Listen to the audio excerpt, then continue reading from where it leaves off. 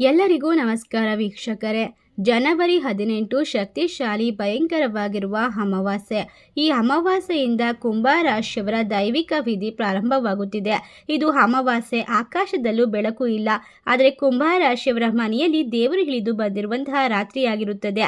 ಕುಂಭ ರಾಶಿಯವರಿಗೆ ಅಮಾವಾಸ್ಯೆ 18, 19, 20, 21, 22, 23ನೇ ತಾರೀಕಿನವರೆಗೂ ಕೂಡ ನಿಮ್ಮ ಮನೆಯಲ್ಲಿ ರಹಸ್ಯವಾಗಿ ಏನು ನಡೆಯುತ್ತಿದೆ, ಯಾವ ದೇವರು ನಿಮ್ಮನ್ನು ಸದಾ ಕಾಪಾಡುತ್ತಿದ್ದಾರೆ, ನಿಮ್ಮ ಜೀವನದಲ್ಲಿ ಏನು ನಡೆಯಲು ಸಿದ್ಧವಾಗುತ್ತಿದೆ ಎಂಬ ಸಂಪೂರ್ಣವಾದ ವಿಶೇಷವಾದ ಮಾಹಿತಿ ಇದರಲ್ಲಿದೆ. ಖಂಡಿತವಾಗಿ ಇದನ್ನು ನೀವು ಅರ್ಥ ಮಾಡಿಕೊಂಡರೆ ನೀವು ಆಶ್ಚರ್ಯಚಕಿತರಾಗ್ತೀರಾ. ನಿಮ್ಮ ಜೀವನದಲ್ಲಿ ಅಲ್ಲೋಲ ಕಲ್ಲೋಲಗಳು ಏಕೆ ಪ್ರಾರಂಭವಾದವು, ಯಾವಾಗ ಅಂತ್ಯವಾಗುತ್ತದೆ ಎಂಬ ಸಂಪೂರ್ಣ ಮಾಹಿತಿ ಇದರಲ್ಲಿದೆ. ಎಲ್ಲೂ ಕೂಡ ಸ್ಕಿಪ್ ಮಾಡದೆ ಪೂರ್ತಿಯಾಗಿ ನೋಡಿ. ಓಂ ಶನಿದೇವಾಯ ನಮಃ ಎಂದು ತಪ್ಪದೇ ಕಮೆಂಟ್ ಮಾಡಿ. ಕುಂಭ ರಾಶಿಯವರೇ, ಇಂದು ನಿಮ್ಮ ಹೃದಯ ಭಾರವಾಗಿದೆಯಾ? ಏಳಲಾಗದ ನೋವು, ತಾಳಲಾಗದ ಒತ್ತಡ, ಒಂಟಿತನದ ಮೌನ ಇವೆಲ್ಲವೂ ಒಂದೇ ಸಾರಿ ನಿಮ್ಮನ್ನು ಆವರಿಸಿಕೊಂಡಿದೆಯಾ? ನೀವು ಒಂಟಿಯಾಗಿಲ್ಲ. ನಿಮ್ಮ ಕಣ್ಣೀರು ಭೂಮಿಗೆ ಬೀಳುವ ಮುನ್ನವೇ ದೇವರ ಹೃದಯಕ್ಕೆ ತಲುಪಿದೆ. ಆದ್ದರಿಂದ ಈ ಅಮಾವಾಸ್ಯೆ ನಿಮಗೆ ಬಹಳ ಮಹತ್ವವಾಗಿದೆ. ಈ ಅಮಾವಾಸ್ಯೆಯ ನಂತರ ಜೀವನದಲ್ಲಿ ವಿಶೇಷತೆಯನ್ನು ತುಂಬಿರುತ್ತದೆ. ಅಮಾವಾಸ್ಯೆ ಏಕೆ ನಿಮ್ಮ ಜೀವನದಲ್ಲಿ ಮಹತ್ವದ ದಿನ? ಅಮಾವಾಸ್ಯೆ ಎಂದರೆ ಅಂತ್ಯವಲ್ಲ, ಅದು ಹಳೆಯ ನೋವಿಗೆ ಅಂತ್ಯ ಮತ್ತು ಹೊಸ ಜೀವನಕ್ಕೆ ಆರಂಭ.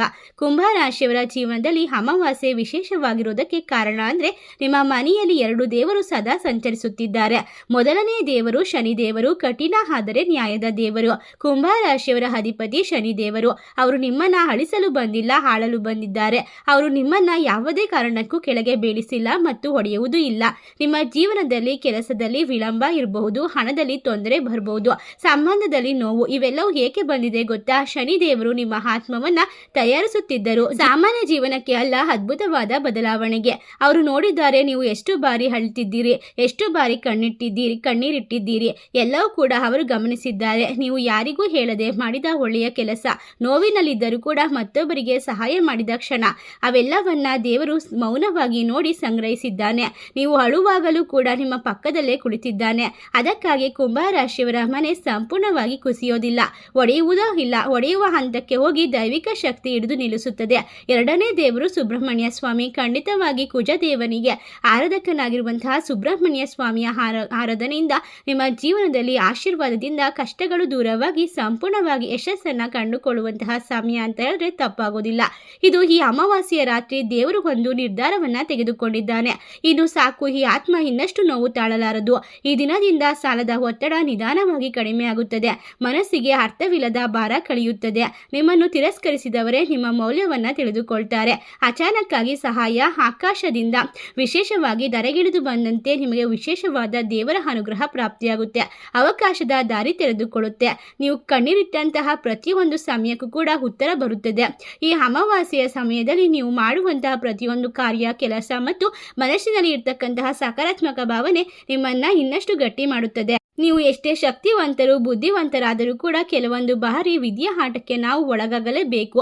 ನೀವು ಮೌನವಾಗಿ ಕುಳಿತು ಕಣ್ಣೀರು ಬಂದರೆ ತಡೆಯಬೇಡಿ. ಹೃದಯದಿಂದ ಹೇಳಿ, ಶನಿದೇವರೇ, ನಾನು ತಾಳಿದ್ದೇನೆ, ಇನ್ನು ನೀವೇ ನನ್ನ ದಾರಿ ತೋರಿಸಬೇಕು, ನನ್ನ ಜೀವನ ನಿಮ್ಮ ಕೈಯಲ್ಲಿ ಇಡುತ್ತಿದ್ದೇನೆ ಎಂಬ ವಿಶೇಷವಾದ ಭಕ್ತಿಪೂರ್ಣವಾದ ಭರವಸೆಯಿಂದ ನೀವು ಮಾಡುವಂತಹ ಪ್ರತಿಯೊಂದು ಸಂಕಲ್ಪವೂ ಕೂಡ ನಿಮ್ಮ ಜೀವನಕ್ಕೆ ಹೊಸ ಅಧ್ಯಾಯನವನ್ನು ಬರೆಯುತ್ತದೆ.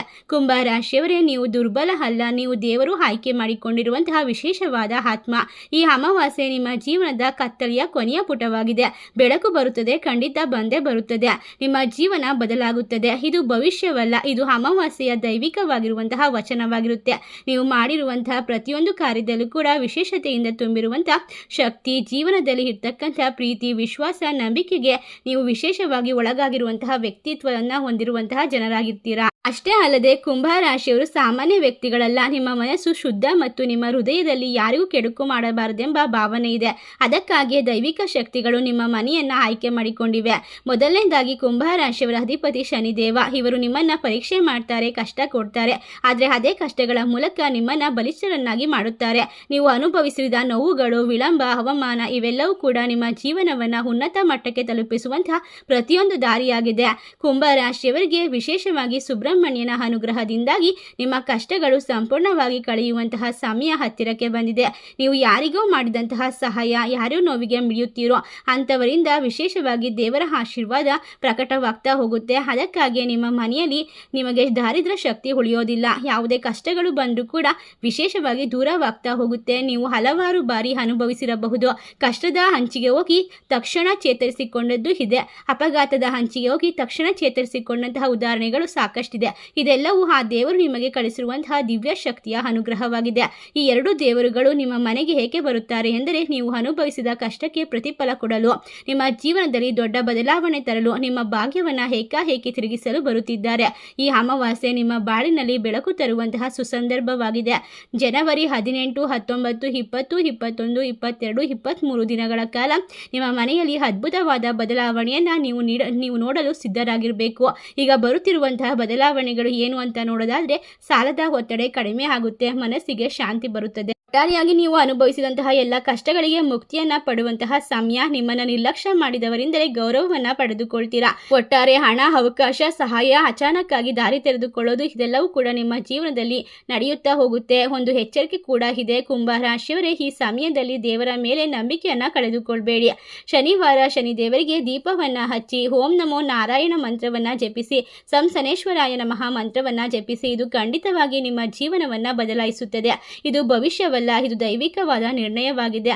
ನಿಮ್ಮ ಜೀವನದಲ್ಲಿ ನೀವು ಮಾಡುತ್ತಿರುವಂತಹ ಪ್ರತಿಯೊಂದು ಕಾರ್ಯಕ್ಕೂ ಕೂಡ ದೇವರ ಒಂದು ಆಶೀರ್ವಾದವಿರುತ್ತದೆ. ಇದೀಗ ನಿಮ್ಮ ಹೃದಯವನ್ನ ನಡಗಿಸುವಂತಹ, ಕಣ್ಣೀರು ತರಿಸುವಂತಹ ಭಕ್ತಿ, ದೈವ ಒಂದು ಇಚ್ಛೆ, ನಿಮ್ಮ ಮನೆಯಲ್ಲಿ ಅಚಾನಕ್ಕಾಗಿ ನಡೆಯುವಂತಹ ಕೆಲವೊಂದಿಷ್ಟು ಘಟನೆಗಳು, ನಿಮ್ಮ ಜೀವನದ ದಿಕ್ಕನ್ನ ಬದಲಾಯಿಸಬಲ್ಲ ದೈವಿಕವಾದ ಸಂದೇಶಗಳು ಸ್ಪಷ್ಟವಾಗಿ ನಿಮ್ಮ ಮನಸ್ಸಿಗೆ ತಿಳಿತಾ ಹೋಗುತ್ತೆ. ಕುಂಭ ರಾಶಿಯವರೇ, ನೀವು ಎಷ್ಟು ಬಾರಿ ದೇವರ ಮುಂದೆ ಕಣ್ಣೀರು ಹಾಕಿದ್ದೀರಾ? ಯಾರಿಗೂ ಹೇಳಲಾಗದ ನೋವನ್ನ ದೇವರ ಮುಂದೆ ಮಾತ್ರ ಹೇಳಿದ್ದೀರಾ? ಎಷ್ಟೋ ದಿನಗಳು ರಾತ್ರಿ ನಿದ್ದೆ ಇಲ್ಲದ ಒಂದು ದಿನಗಳನ್ನ ಕಳೆದಿದ್ದೀರಾ. ಎಲ್ಲರೂ ಮಲಗಿದ್ರು ಕೂಡ ನೀವು ಎಚ್ಚರದಿಂದ ಇದ್ದೀರಾ. ನನ್ನ ಕಷ್ಟಗಳು ಯಾವಾಗ ತೀರುತ್ತದೆ ದೇವರೇ ಎಂದು ಅಳುತ್ತಾ ಕ್ಷಣಗಳನ್ನ ಯೋಚಿಸ್ತಾ ದೇವರನ್ನ ನೋಡ್ತಾ ಕುಳಿತಿರುವಂತಹ ದಿನಗಳನ್ನ ದೇವರು ಲೆಕ್ಕ ಹಾಕಿ ಇಟ್ಟಿದ್ದಾನೆ. ನೀವು ಬಲಹೀನರಲ್ಲ, ನೀವು ಮೌನವಾಗಿ ಸಹಿಸುವ ಶಕ್ತಿಯವರು. ನಿಮ್ಮ ನೋವು ಯಾರಿಗೂ ಕಾಣಲಿಲ್ಲ, ಆದರೆ ದೈವಿಕ ಶಕ್ತಿಗಳಿಗೆ ಎಲ್ಲವೂ ಕಂಡಿದೆ. ಅದಕ್ಕಾಗಿ ದೇವರು ನಿಮ್ಮ ಮನೆಯನ್ನ ಆಯ್ಕೆ ಮಾಡಿಕೊಂಡಿದ್ದಾರೆ. ಈ ಸಮಯ ದೇವರ ಆಶೀರ್ವಾದ ಸಂಪೂರ್ಣವಾಗಿ ನಿಮ್ಮ ಮನೆಗೆ ಬರುತ್ತದೆ. ಅದೃಷ್ಟದ ಬಾಗಿಲು ತೆರೆದುಕೊಳ್ಳುತ್ತದೆ. ಅದಕ್ಕಾಗಿಯೇ ನಿಮ್ಮ ಮನೆಯಲ್ಲಿ ಎರಡು ದೇವರುಗಳು ಸದಾ ನೆಲೆಸುತ್ತಾರೆ. ನಿಮ್ಮ ಕಷ್ಟಗಳಿಗೆ ಬೆನ್ನಾಗುತ್ತಾರೆ, ನಿಮ್ಮ ದುಃಖಗಳಿಗೆ ಸಾಂತ್ವನ ನೀಡುತ್ತಾರೆ. ಮೊದಲನೇದಾಗಿ ಶನಿದೇವರ ಆಶೀರ್ವಾದ ಯಾವ ದೇವರು ಕೊಡದೇ ಇರುವಷ್ಟು ಶಕ್ತಿ, ಸಂಪತ್ತು, ಅಭಿವೃದ್ಧಿಯನ್ನ ಕೊಡ್ತಾರೆ. ಅವರು ಕಠಿಣವಾದ ಶಿಕ್ಷಕರಾಗಿ ಕೆಲಸ ಮಾಡ್ತಾರೆ, ಆದರೆ ಉತ್ತಮವಾದ ಪ್ರತಿಫಲವನ್ನು ಕೊಟ್ಟು ನಿಮ್ಮ ಬಾಳನ್ನ ಬೆಳಗುವಂತಹ ಶಕ್ತಿಯನ್ನ ಹೊಂದಿರ್ತಾರೆ. ಅದನ್ನ ಯಾವಾಗಲೂ ನೆನಪಿನಲ್ಲಿ ಇಟ್ಕೊಳ್ಬೇಕು. ಖಂಡಿತವಾಗಿ ಶನಿದೇವರು ನಿಮ್ಮನ್ನು ದಂಡಿಸಲಿಲ್ಲ. ಅವರು ನಿಮ್ಮ ಕಣ್ಣೀರನ್ನ ಪರೀಕ್ಷೆಯಾಗಿ ತೆಗೆದುಕೊಂಡರು. ನಿಮ್ಮ ಜೀವನದಲ್ಲಿ ಬಂದ ವಿಳಂಬ, ಅವಮಾನ, ನಷ್ಟ, ಕಷ್ಟ ಇವೆಲ್ಲವೂ ನಿಮ್ಮ ಆತ್ಮವನ್ನು ಶುದ್ಧಗೊಳಿಸಲು ನಡೆಸಿರುವಂತಹ ವಿಶೇಷವಾದ ಪರೀಕ್ಷೆಯಾಗಿತ್ತು. ನೀವು ಆ ಪರೀಕ್ಷೆಯಲ್ಲಿ ಉತ್ತೀರ್ಣರಾಗಿದ್ದೀರಾ. ನೀವು ಯಾರಿಗೂ ಹೇಳದೆ ಮಾಡಿದ ಸಹಾಯ, ನೋವಿನಲ್ಲಿದ್ದರೂ ಕೂಡ ಮತ್ತೊಬ್ಬರಿಗೆ ನೋವಿನ ಚಾಚಿದ ಕೈಯ ಕ್ಷಣಗಳು ಇವೆಲ್ಲವೂ ಕೂಡ ದೇವರು ಕಂಡಿದ್ದಾನೆ. ಇದರಿಂದಾಗಿ ನಿಮ್ಮ ಜೀವನದಲ್ಲಿ ವಿಶೇಷವಾಗಿ ಬದಲಾವಣೆಗಳು ಸಂಪೂರ್ಣವಾಗಿ ನಡೆಯೋದಕ್ಕೆ ಸಾಧ್ಯವಾಗುತ್ತೆ. ದೇವರು ನಿರ್ಧಾರ ಮಾಡಿಕೊಂಡಿದ್ದಾನೆ. ನೀನು ಏನು ಕೇಳದಿದ್ದರೂ ಕೂಡ ಎಲ್ಲವನ್ನ ನಿನಗೆ ಕೊಡಲು ಸಿದ್ಧವಾಗಿದ್ದಾನೆ. ಇನ್ನು ಮುಂದೆ ನಿಮ್ಮ ಆತ್ಮ ಬಹಳಷ್ಟು ಸಂತೋಷವನ್ನ ಹೊಂದುತ್ತದೆ, ಸಂತೃಪ್ತಿಯನ್ನ ಪಡೆದುಕೊಳ್ಳುತ್ತದೆ. ಇನ್ನು ಈ ಆತ್ಮ ಅಳಬಾರದು ಎಂದು ದೇವರು ನಿರ್ಧರಿಸಿದ್ದಾನೆ. ಈ ಸಮಯ ನೀವು ಕಳೆದುಕೊಂಡ ಆತ್ಮವಿಶ್ವಾಸ ಮರಳಿ ಬರುತ್ತದೆ. ನಿಮ್ಮನ್ನು ತಿರಸ್ಕರಿಸಿದವರಿಂದ ಮುಂದಲೇ ನೀವು ವಿಶೇಷವಾಗಿ ಬೆಳೆಯುತ್ತೀರಾ, ಯಶಸ್ಸನ್ನು ಕಂಡುಕೊಳ್ತೀರಾ. ಸಾಲ, ಭಯ, ಒಂಟಿತನ ಒಂದೊಂದಾಗಿ ನಿಮ್ಮನ್ನು ಬಿಟ್ಟು ದೂರ ಹೋಗುತ್ತದೆ. ನೀವು ಅನುಭವಿಸಿದ ಪ್ರತಿಯೊಂದು ಕಣ್ಣೀರಿಗೆ ಒಂದು ಆಶೀರ್ವಾದ ಸಿದ್ಧವಾಗಿದೆ. ನೀವು ತಾಳಿದ ನೋವಿಗೆ ದೇವರು ಮೌನವಾಗಿ ಉತ್ತರ ಬರೆಯುತ್ತಿದ್ದಾನೆ.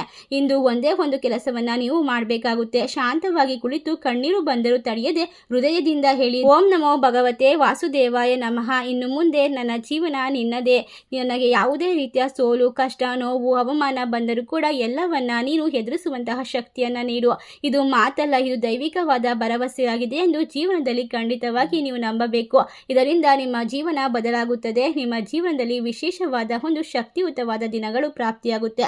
ಒಟ್ಟಾರೆಯಾಗಿ ಈ ಒಂದು ಸಂದರ್ಭದಲ್ಲಿ ನಿಮ್ಮ ಜೀವನ ಅದ್ಭುತವಾಗಿರುತ್ತೆ ಅಂತ ಹೇಳಿದ್ರೆ ತಪ್ಪಾಗೋದಿಲ್ಲ. ಎಲ್ಲ ಕಷ್ಟಗಳನ್ನ ಸಹಿಸಿ ಮುಂದೆ ಯಶಸ್ಸಿನ ಹೆಜ್ಜೆ ಇಡಲು ಸಿದ್ಧವಾಗಿರುವಂತಹ ಕುಂಭರಾಶಿಯವರಿಗೆ ಈ ಒಂದು ಸಮಯ ಒಂದು ದೇವರ ಅನುಗ್ರಹ ಪ್ರಾಪ್ತಿ ಸಂಪೂರ್ಣವಾಗಿ ಸಿಗೋದ್ರ ಮೂಲಕ ಎಲ್ಲ ರೀತಿಯ ಕಷ್ಟಗಳನ್ನು ದೂರ ಸರಿಸಿ ನೆಮ್ಮದಿಯನ್ನು ಸಂತೃಪ್ತಿಯನ್ನು ಜೀವನದಲ್ಲಿ ಶ್ರೀಮಂತಿಕೆಯನ್ನು ಬರಮಾಡಿಕೊಳ್ತೀರಾ. ಜನವರಿ 18, 19, 20, 21, 22 ಮತ್ತು 23 ದಿನಗಳ ನಂತರ ನೀವು ಖಂಡಿತವಾಗಿಯೂ ಈ ಒಂದು ಸಂದರ್ಭ, ಈ ಒಂದು ವಿಶೇಷ ಕ್ಷಣವನ್ನು ನೆನಪಿಸಿಕೊಳ್ಳಬೇಕು.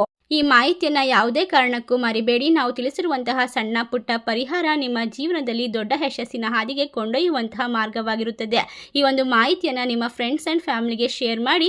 ಸಾಧ್ಯವಾದಷ್ಟು ಜನರಿಗೆ ಶೇರ್ ಮಾಡೋದ್ರಿಂದ ನಿಮ್ಮ ಜೀವನದ ಜೊತೆಗೆ ಅವರ ಜೀವನವೂ ಕೂಡ ಬದಲಾಗುತ್ತದೆ. ದೇವರ ಆಶೀರ್ವಾದ ಸದಾ ನಿಮ್ಮನ್ನು ಕಾಪಾಡುತ್ತೆ. ನಿಮಗೆಲ್ಲ ಈ ಮಾಹಿತಿ ಇಷ್ಟವಾಗಿದ್ದರೆ ನಿಮ್ಮ ಫ್ರೆಂಡ್ಸ್ ಆ್ಯಂಡ್ ಫ್ಯಾಮಿಲಿಗೆ ಶೇರ್ ಮಾಡಿ. ನಮ್ಮ ಚಾನಲ್ಗೆ ಸಬ್ಸ್ಕ್ರೈಬ್ ಮಾಡಿ. ಸರ್ವೇ ಜನ ಸುಖಿನೋ ಭವಂತು. ಧನ್ಯವಾದಗಳು.